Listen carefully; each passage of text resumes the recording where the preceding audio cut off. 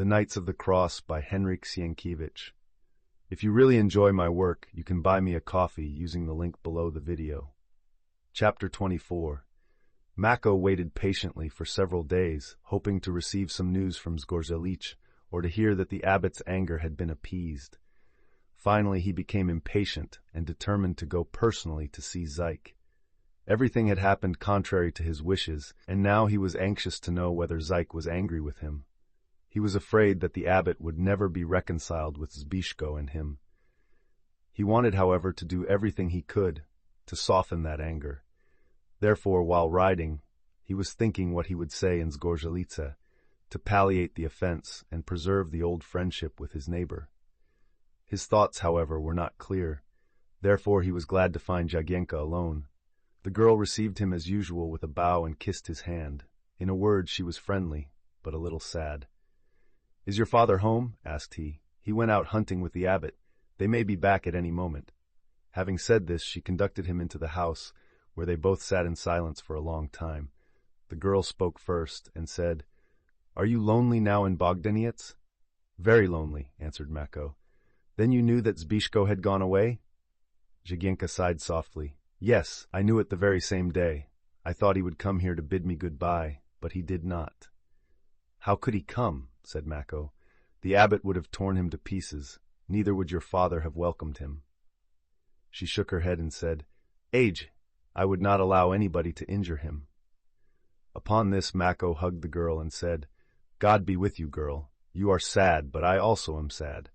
Let me tell you that neither the abbot nor your own father loves you more than I do. I wish that Zbyszko had chosen you and not another." There came upon Jagiełło such a moment of grief and longing that she could not conceal her feelings, but said, "I shall never see him again, or if I see him, it will be with Jurandowna, and then I will cry my eyes out." She raised her apron and covered her eyes, which were filled with tears. Mako said, "Stop crying. He has gone, but with God's grace, he will not come back with Jurandowna." "Why not?" said Jagiełło from behind her apron. "Because Jurand does not want to give him the girl." Then Jagiełło suddenly uncovered her face, and having turned toward Mako, said to him, "Zbyszko told me that, but is it true?" "As true as that God is in heaven." "But why?" "Who knows why? Some vow or something like that, and there is no remission for vows. He liked Zbyszko because the boy promised to help him in his vengeance, but even that was useless. Jurand would listen neither to persuasion, nor to command, nor to prayers. He said he could not. Well, there must be some reason why he could not do it, and he will not change his mind, because he is stern and unyielding. Don't lose hope, but cheer up." Rightly speaking, the boy was obliged to go, because he had sworn in the church to secure 3 peacocks' crests. Then also, the girl covered him with her veil, which was a sign that she would take him for her husband. Otherwise they would have beheaded him. For that, he must be grateful to her. One cannot deny it. With God's help, she will not be his, but according to the law, he is hers. Zyk is angry with him. The abbot has sent a plague upon him, so that his skin shivers. I am angry also, but if one thinks carefully, what else could he do? Since he belonged to the other girl, he was obliged to go. He is a nobleman. But I tell you this, if the Germans do not kill him, then he will come back. And he will come back not only to me, an old man, not only to Bogdaniec, but to you, because he was very fond of you." "I don't believe he was," said Jagiełło.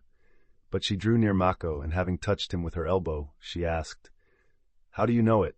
I am sure that is not true." "How do I know?" answered Mako. "I saw how difficult it was for him to go away.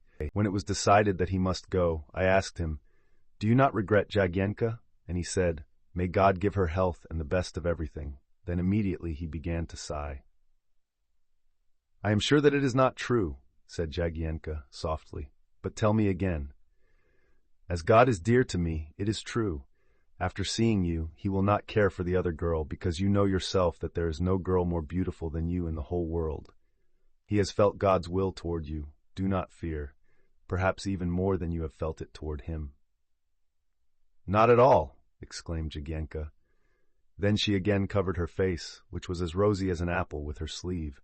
Mako smiled, passed his hand over his moustache, and said, "Hey, if I were only younger, but you must comfort yourself, because I see how it will be. He will get his spurs at the Mazowiecki court, because that is near the boundary, and it is not difficult to kill a Krzyżak there. I know that there are good knights among the Germans, but I think that it will take a very good one to defeat Zbyszko. See how he routed Chtan of Rogów and Wilk of Brzozowa.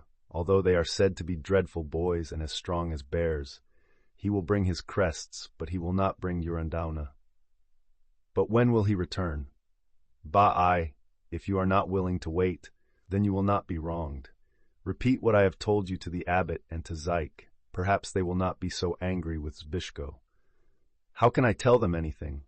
Tadas is more sorrowful than angry, but it is dangerous even to mention Zbyszko's name to the abbot. He scolded me because I sent Zbyszko a servant. What servant? We had a Czech whom Tadas captured at Boleslawiec, a good, faithful boy. His name was Hlawa. Tadas gave him to my service because he was a Wladyka. I gave him a worthy armor and sent him to Zbyszko to serve and protect him. I also gave him a bag of money for the journey. He promised me that he would serve Zbyszko faithfully until death. My dear girl, may God reward you. Was Zyk opposed to your doing it? Yes, at first Tadas did not want to let me do it, but when I began to coax him, then he consented. When the abbot heard about it from his seminarists, he immediately rushed out of the room swearing. There was such a disturbance that Tatus escaped to the barn. Toward evening, the abbot took pity on my tears and even made me a present of some beads. As God is dear to me, I do not know whether I love Zbyszko any better than I love you, but he had a worthy retinue. I also gave him money, although he did not want to take it. Well, the Mazurs are not beyond the seas. The conversation was interrupted by the barking of dogs, by shouting, and by the sounds of brass trumpets in front of the house. Having heard this, Jagiełło said, Tadas and the abbot have returned from hunting.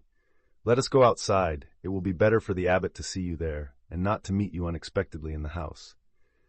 Having said this, she conducted Mako out of doors. In the courtyard, on the snow, they perceived a throng of men, horses and dogs, also elks and wolves pierced with spears or shot with crossbows. The abbot saw Mako before he dismounted, and hurled a spear toward him, not to strike him, but to show in that way his great anger against the inhabitants of Bogdaniec. But Mako uncovered and bowed to him as if he noticed nothing unusual. Jagiełło, however, had not noticed the abbot's action, because she was very much surprised to see her two wooers in the retinue. Chtan and Wilk are here, she exclaimed.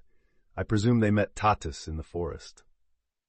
Immediately the thought ran through Mako's mind that perhaps one of them would get Jagiełło, and with her Machidoli, the abbot's lands, forests, and money. Then grief and anger filled his heart, especially when he perceived what occurred.